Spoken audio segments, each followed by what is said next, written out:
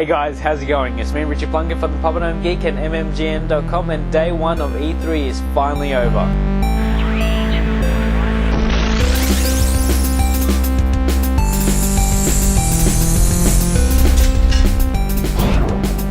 We kicked off the day with Microsoft going first, then EA, then Ubisoft, and then to end the day with Sony. So let's jump into what the vendors had to say. I created this small page over here, which you can sort of link to all the different vendors which are happening on day one, so you can kind of jump to which ones you want. Like, you know, if you don't want to watch EA's keynote, you can just go to Sony's keynote, so forth. But if you just want to sit back, relax, and just watch it from here. So we kicked off with E3 with Microsoft going first. Now they started off their keynote with a Modern Warfare 3 trailer, which we've all seen a little bit before. I mean, sort of gone a little bit more in depth, but we've all seen it before.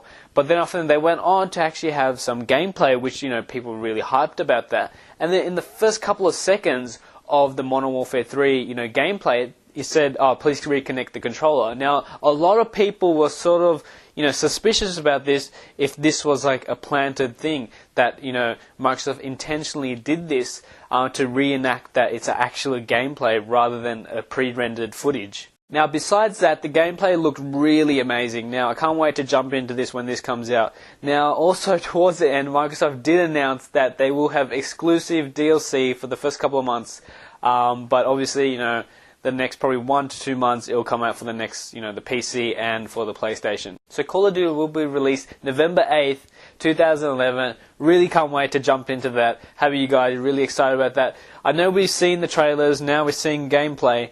It looks really amazing. I mean, it has to be better than Modern Warfare 2, right?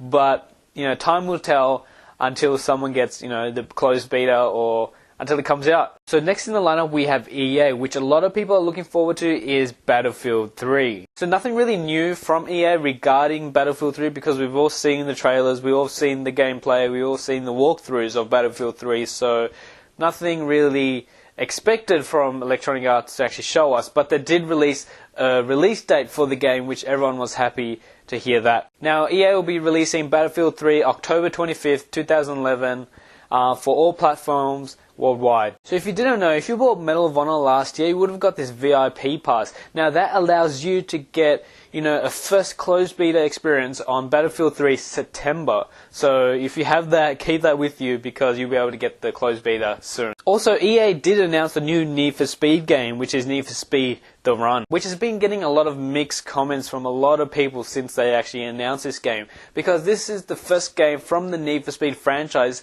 which allows you to go actually outside the doors of the vehicle. Now that's something new to Need for Speed, and I'm sure, they did show a small trailer or gameplay type of thing, but it looks good, but then again, everyone's a little bit sus about it. It is the first game by Need for Speed to do this, so if it does fail, it's the first one, but I'm sure they'll be working around that, and if people do like it, they'll probably continue that, getting out of the car, sort of like a GTA type of thing.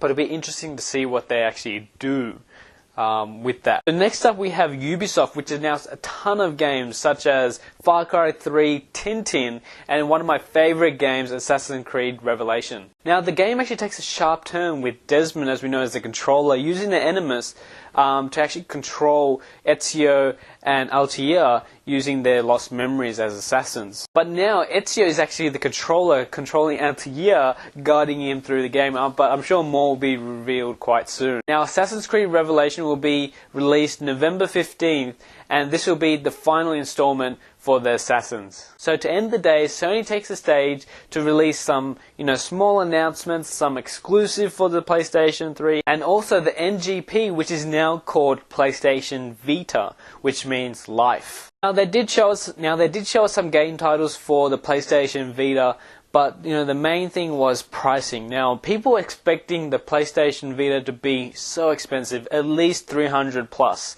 Well, Sony came out and said, they're going to have two versions, one Wi-Fi, one 3G. The Wi-Fi is going to set you back $250 US, and for the 3G, $299. Now that's actually pretty reasonable pricing if you think about it, because the DS only cost about 300, I think, at least here in Australia. So that's a pretty reasonable price. I'm happy to pay that. I'm still not too sure if I'll actually get the 3G or the Wi-Fi. You know, if you're thinking, yeah, 3G because, you know, you play on the move, but then again, I have an iPhone, I can actually create a hotspot on the iPhone, so I'm sort of technically a moving hotspot, but then again, it's only $50 more for 3G, so I'm not too sure with that. So I know I missed out on other games that are announced by the vendors, but you can find out all the articles on E3 at mmgn.com and follow up from there. So day 1 is finally over at E3. Stay tuned for day 2. Nintendo will take the stage at E3 in the morning, and I'm sure everyone knows what Nintendo's going to come out with is Project Cafe, or whatever they're going to call it from now on. But you know, if they don't announce a new console, I think a lot of people are going to be disappointed, but I'm most 100% sure that Nintendo will come out with a new console or something new at least. So that's it for me. You know I am. If you did actually like this video, please hit the like button. I really appreciate it. And don't forget to check out my live stream at justin.tv. I have a live stream over there. I usually stream all the time, anytime I'm playing a game. But you can head over to thepuppetumgeek.com/live to actually check out my live stream. So I'll put a link down below, and I'll catch you guys later.